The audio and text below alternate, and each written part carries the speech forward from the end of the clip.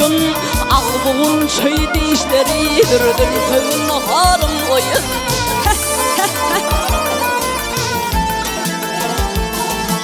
Bilgenimde yelme damu kudu bimarım oyun Al yanık beykekmi uzunca şemerim oyun Bilmeli davrın gelindir huzun ruhlarım oyun Ah oyun yarım oyun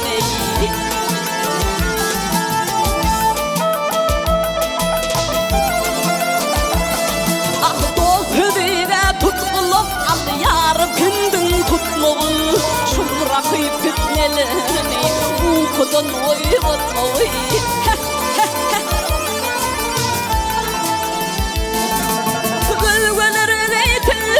Halım perişan etmegül Mümkümünlüm hatıramı bir deremege satmalı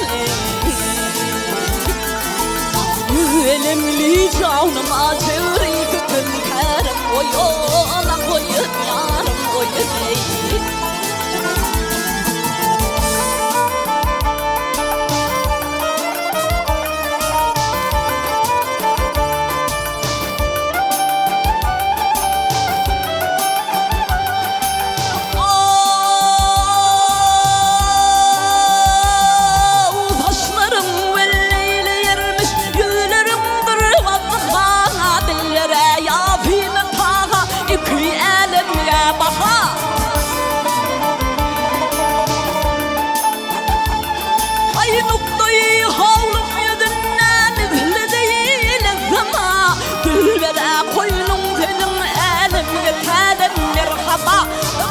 Kıydı var çekilir Gezmeyen varım o yöne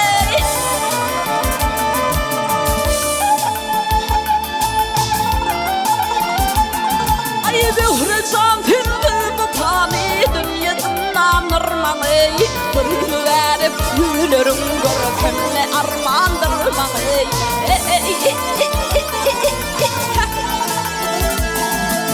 Bu perişan halımı kim korpa hayrandırmalı Mümkünüm köyümde kıydın şunşu devrandırmalı